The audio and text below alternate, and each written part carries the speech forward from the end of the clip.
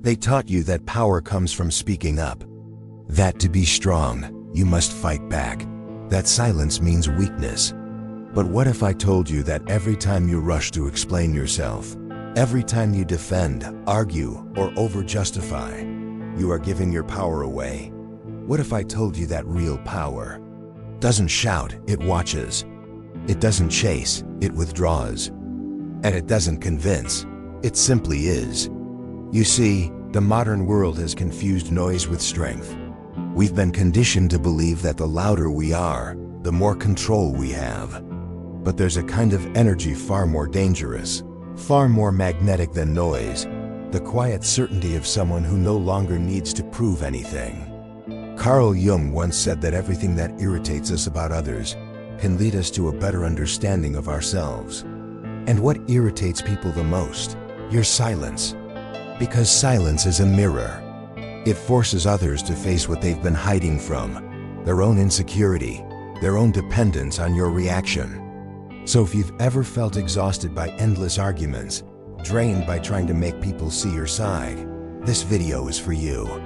In the next few minutes, I'm going to show you how to turn your silence into your most powerful weapon. How to say no without guilt, without anger, and without losing your soul in the process. Because once you learn this, everything changes: the way people see you, the way you move through the world, and most importantly, the way you see yourself. Before we dive deeper, I want you to make a small promise to yourself. Stay until the end of this video. Because what you're about to hear might change the way you see human relationships forever.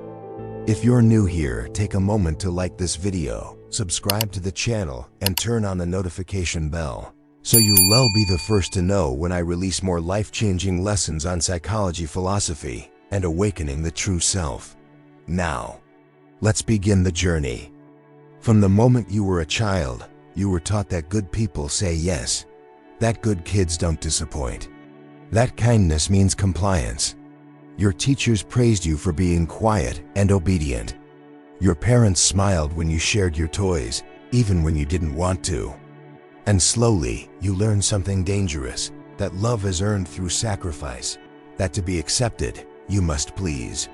Carl Jung called this illusion the persona, the mask we wear to survive in society. It's not evil. It's necessary at first. The persona helps us function, adapt, and belong. But over time, we start confusing the mask with the face beneath it. We begin to believe that our worth depends on how useful we are to others, how agreeable, how selfless, how available. And that's when the real tragedy begins. Every time you say yes when you mean no, a small fracture forms inside you. It's almost invisible at first, a quiet discomfort, a whisper of resistance you ignore. But as the years pass, those small cracks multiply. You become the reliable one, the friend who's always there, the partner who never complains, the coworker who never says no. On the surface, everyone praises your kindness.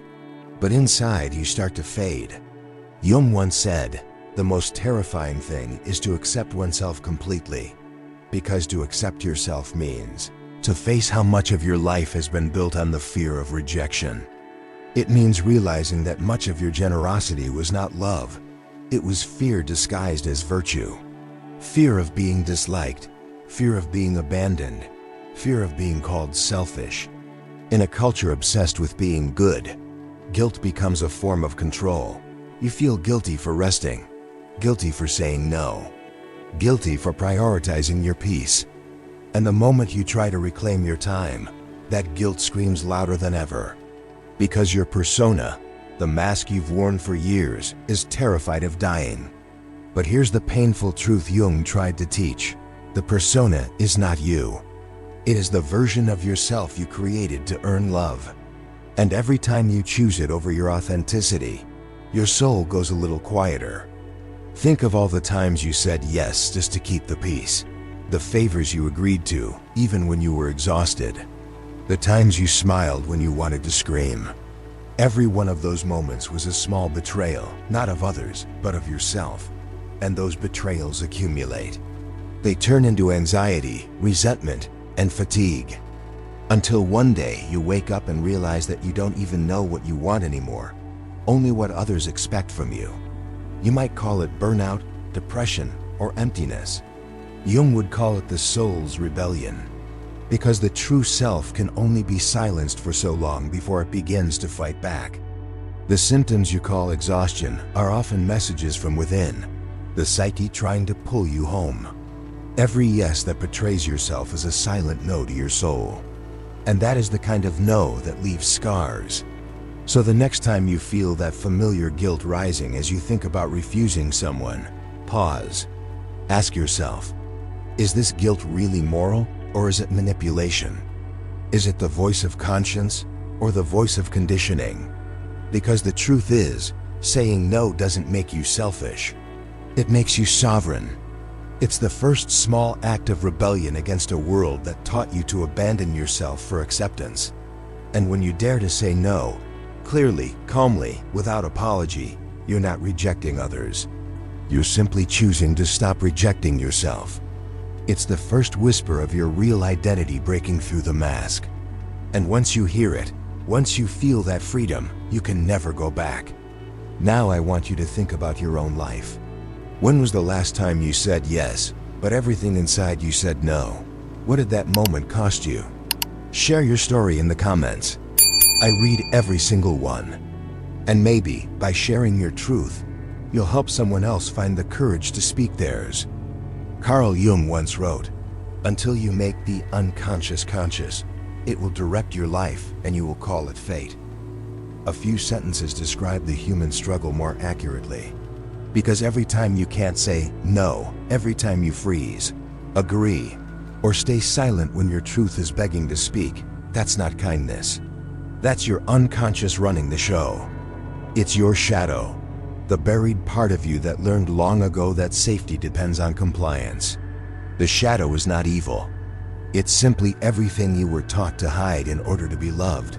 Your anger, your boundaries, your defiance. As a child, those emotions were punished or shamed, so they went underground. But what goes unhealed doesn't disappear. It waits. And it waits inside you, shaping every choice you make as an adult. When you find yourself apologizing for things that aren't your fault, that's your shadow begging for attention. When you agree to things you secretly resent, that's your shadow protecting you from the fear of abandonment. When you feel guilty for taking care of yourself, it's not morality speaking, it's trauma. Jung believed that liberation doesn't come from denying the darkness, but from integrating it. That means facing those uncomfortable emotions, not as enemies, but as lost parts of yourself asking to come home. So when you say no, you're not being rude. You're performing an act of psychological integration. You're telling the parts of yourself that were silenced, I see you, you're allowed to exist. It's not about rebellion. It's about wholeness. Think about this.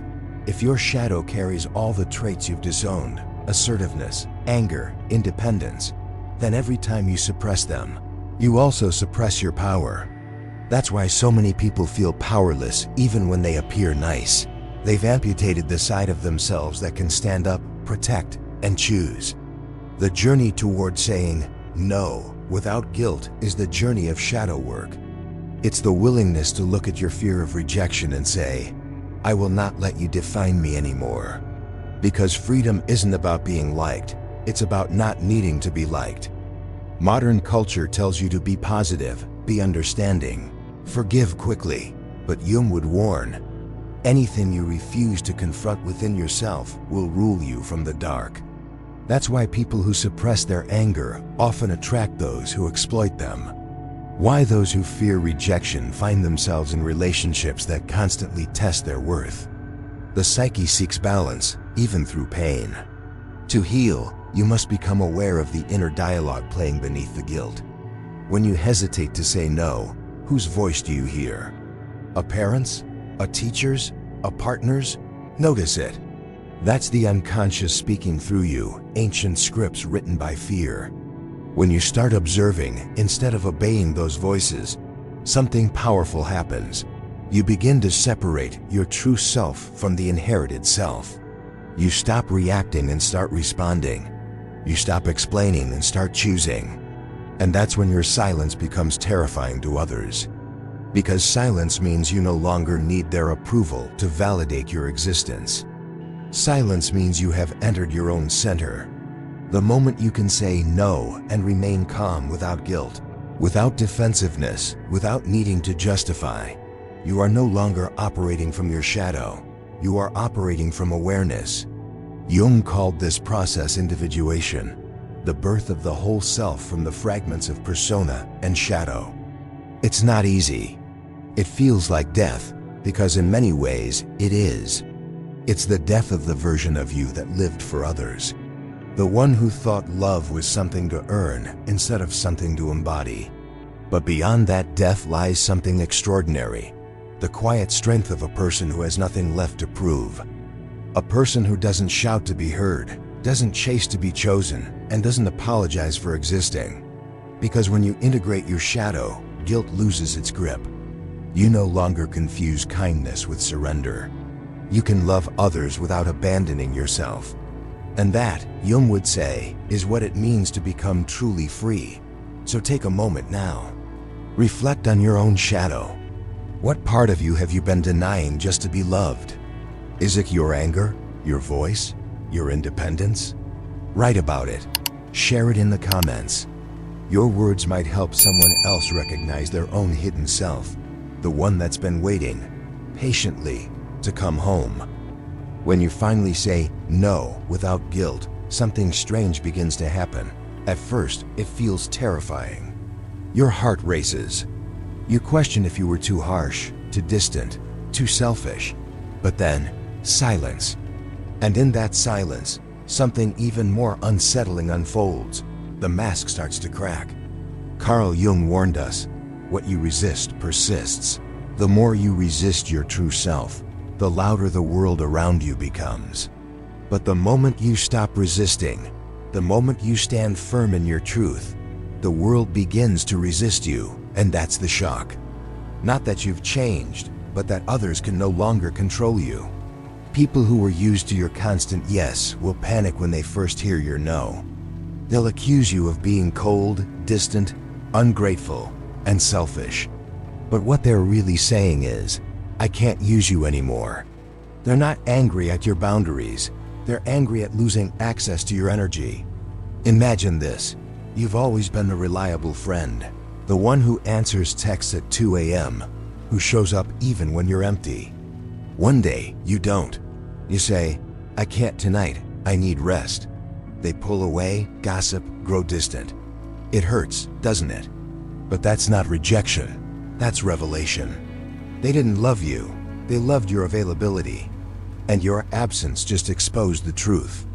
In another scenario, maybe you've spent years saying yes to extra work, staying late, picking up the slack. You tell yourself it's loyalty, but deep down it's fear. Fear of being seen as lazy or replaceable. Then one day, you decline. You politely, calmly say, no, that doesn't work for me. And suddenly, the room shifts. The smiles fade. You feel the tension, the subtle coldness. But that discomfort you feel, that's not guilt. That's growth. Because for the first time, you're not operating from compulsion, but from choice. And the moment you choose yourself, everything that was built on your compliance begins to crumble. Relationships change. Some end, some deepen. But they all reveal what they were truly made of. The shock isn't that you said no, it's that you didn't explain yourself. You didn't defend. You didn't apologize. You just stood there, calm, unshaken, certain. And that silence terrifies people. Why? Because silence exposes the truth. When you no longer chase, beg, or over-explain, others are forced to face their own intentions. They realize they were never looking for a partnership. They were looking for permission. Permission to take, to expect, to consume. But something even more powerful happens after that moment of resistance. Your energy begins to return. The exhaustion that haunted you starts to lift. You notice that the world feels quieter, lighter. You no longer overanalyze every word you say. You stop seeking hidden meanings in other people's reactions. You begin to feel something unfamiliar yet deeply grounding: peace. And here's the paradox. The more you honor your no, the more powerful your yes becomes. When you say yes from authenticity, not obligation, your presence gains weight. Your words carry truth. People start to sense it. Not everyone will like it, but everyone will feel it. You stop attracting users and start attracting equals. You stop being the background character in someone else's story and start living your own. This is what Jung meant when he spoke of individuation. It's not an abstract idea. It's the real, lived transformation that occurs when you reclaim your energy from the people and systems that feed off your compliance. It's the process of moving from imitation to authenticity, from reaction to awareness, from people-pleasing to inner peace. And yes, it will be lonely at first, because when you stop performing, many will lose interest. But solitude born from authenticity is not loneliness, it's freedom. It's standing alone in your truth and realizing you were never meant to belong everywhere, only to yourself. So if you're afraid of saying no, remember this. The people who love you for your silence will leave when you speak. The ones who love you for your truth will stay when you stop pretending. You will lose the illusion of connection, but you will gain the reality of integrity. And that trade, though painful, is the beginning of a new life, one that is no longer dictated by guilt, but guided by consciousness. Now I want to hear from you. Think back to a time when you said no. Maybe it cost you a friend, a job, a relationship. But deep down, did it also give you something? Peace, clarity, freedom? Share it in the comments. I read every story. And who knows, your story might be the one that gives someone else the courage to say their first no. The moment you begin to say no without guilt is not the end of your transformation. It's the beginning. Because what follows is an even deeper challenge, learning to live with the silence that comes after. When you stop being available to everyone, you suddenly hear the voice you've ignored your entire life, your own. And at first, it sounds faint, almost unfamiliar. That's because your inner voice has spent years drowned out by noise, the opinions of others, the pressure to please, the fear of rejection. But once the noise fades, that voice grows stronger.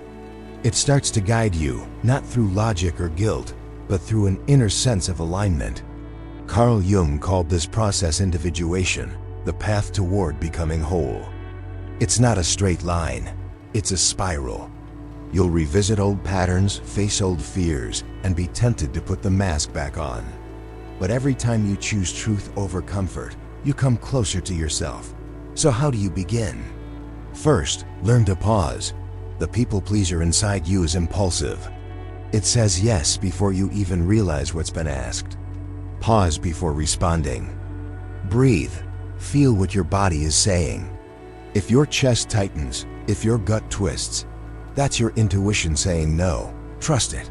You don't need to justify it. Silence is an answer too. Second, observe your guilt instead of obeying it. Guilt is not proof that you've done something wrong. It's proof that you're breaking a pattern. The first time you set a boundary, guilt will scream. It's the alarm system of your old identity going off. Don't silence it with self-criticism. Listen to it. Smile at it. Say, "Thank you for protecting me, but I don't need you anymore." Third, redefine kindness. Kindness without boundaries is self-destruction. Real kindness includes truth, and sometimes truth requires saying no.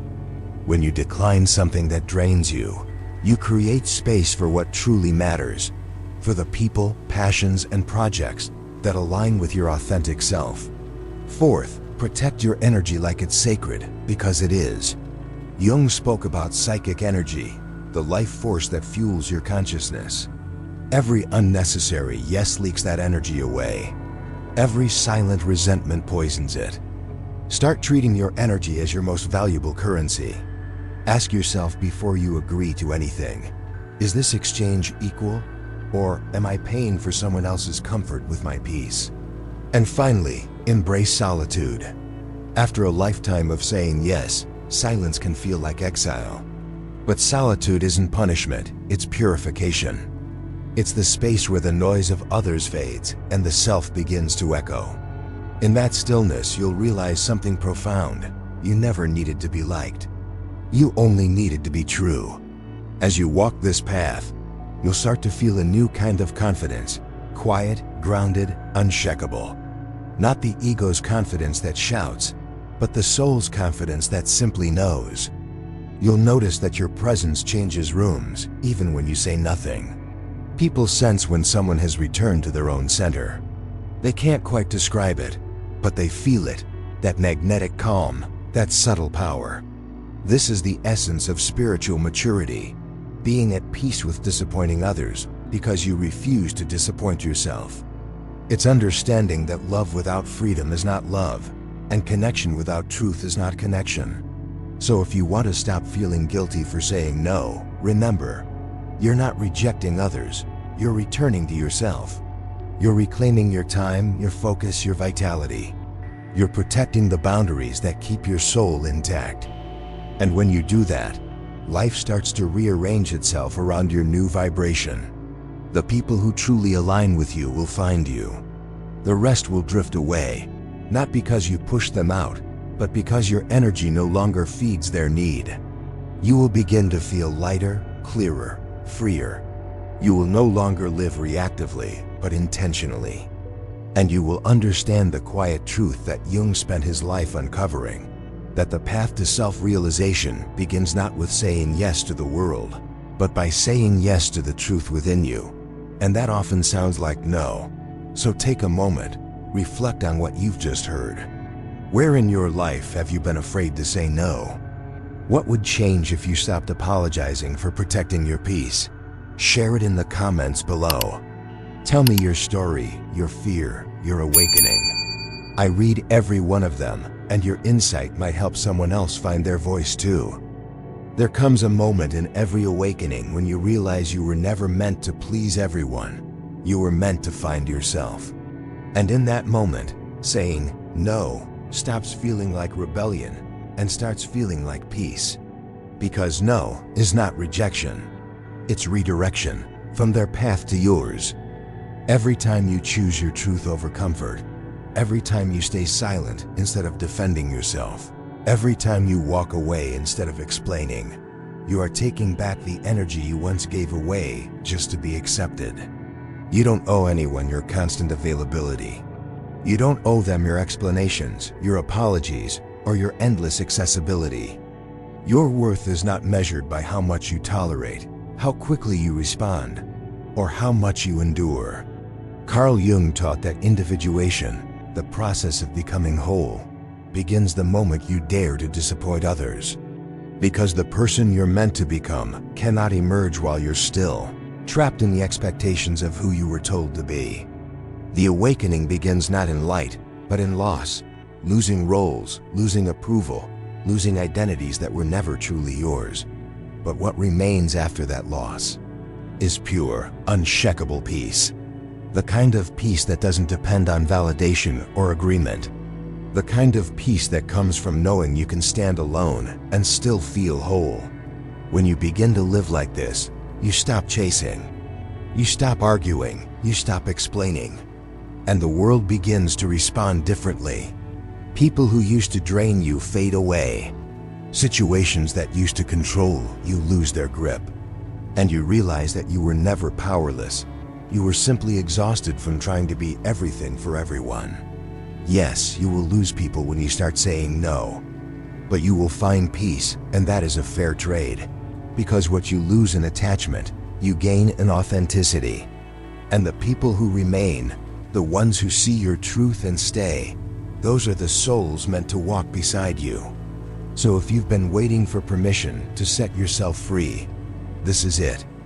Let go of the guilt. Let go of the need to explain. Let go of the illusion that love means surrender. Love begins with truth. And truth begins with the courage to say, calmly and without fear, no. The world will tell you that silence is weakness, but Jung would tell you that silence is strength. It is the mark of someone who no longer needs the noise of approval to know who they are. And that kind of strength, quiet, grounded, authentic, is the most powerful force in the world. So from this moment on, promise yourself one thing: never betray your peace just to be liked. Because every time you do, you step further away from the life that's meant for you. And every time you honor your truth, you step closer to freedom. If this message spoke to something deep within you, take a moment now, like, subscribe, and turn on the notification bell so you don't miss the next video. Each week, I share reflections like this, inspired by Carl Jung, Nietzsche, and the timeless philosophy of awakening, to help you see through the illusions that keep you small and guide you back to your true self. And before you go, leave a comment below. Tell me which part of this message resonated most with you, which truth hit home. Your words might be the light that helps someone else find their own.